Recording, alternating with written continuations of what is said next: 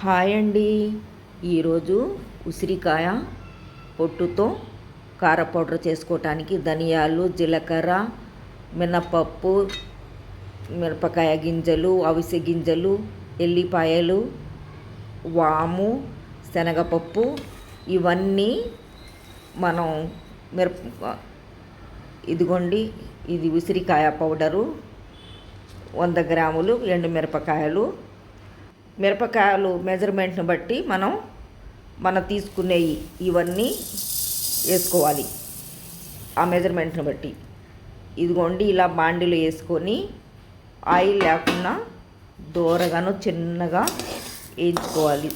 సన్న సెగబెట్టి దూరగా వేయించుకుంటే ఎంచక్క మంచి స్మెల్ వస్తుంది. ఆ తర్వాత మనం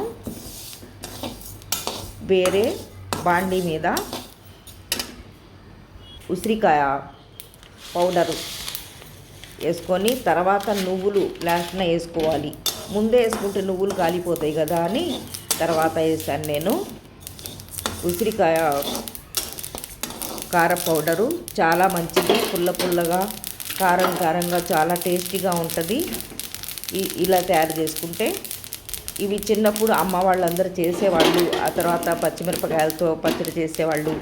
ఆ తర్వాత ఊరకాయ చేసేవాళ్ళు.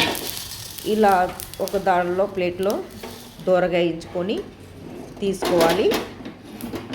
అదే బాండి పెట్టుకొని తర్వాత ఉసిరికాయ కొద్ది పలుగ్గా మిక్సీ వేసుకొని ఇవన్నీ వేరే బాండిలో ఇవి కూడా దూరగా వేయించుకుంటే ఇలా పొడిలా అవుతుంది, డ్రైగా అయిపోతుంది.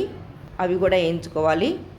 తర్వాత కరివేపాకు, ఎండుమిరపకాయలు ఇవి వేరే బాండీలో వేసుకొని ఇవి వేయించుకోవాలి. ఇలా దూరగా వేయించుకుంటే మనకు కారం ఎక్కువ నల్లగా మాడిపోకుండా లైట్గా చక్కగాను మంచి స్మెల్గా సువాసన బాగుంటుంది. మనం ప్రతి దాంట్లో తినొచ్చు. ఇది పుల్లగాను కారంగా ఉంటుంది. వేడి అన్నంలో తిన్నా కూడా చాలా టేస్టీగా ఉంటుందండి. ఇదిగోండి ఇలా దూరగా వేయించుకొని పక్కన పెట్టుకోవాలి. ఇవన్నీ వేయించేసుకున్న తర్వాత నేను చిన్న రోలు ఉంది, రోట్లో వేసుకొని నేను ఇది కారీ పౌడరు చేసుకుంటాను. ఇప్పుడు అందరూ మిక్సీలలో వేస్తున్నారు.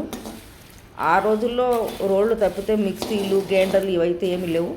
ప్రతిదీ రోడ్లతోనే పనిచేసేవాళ్ళు, రోడ్తోనే తొక్కుకునేవాళ్ళు. మినపప్పు కూడా రుబ్బేసుకునేవాళ్ళు. ఏదైనా సరే రోటితోనే పచ్చడి చేసేవాళ్ళు. అందుకని నేను ఎప్పుడు ఒక చిన్న రోలు నేను పక్కన పెట్టుకుంటాను. పెద్దదైతే పచ్చళ్ళ కోసం బయట ఉన్నది. ఇలా దూరగా వేయించుకొని మన ఉసిరికాయ వల్ల ఎన్నో ప్రయోజనాలు ఉంటాయో. ఉసిరికాయ కంటి చూపుకి మెరుగు పెడుతుంది.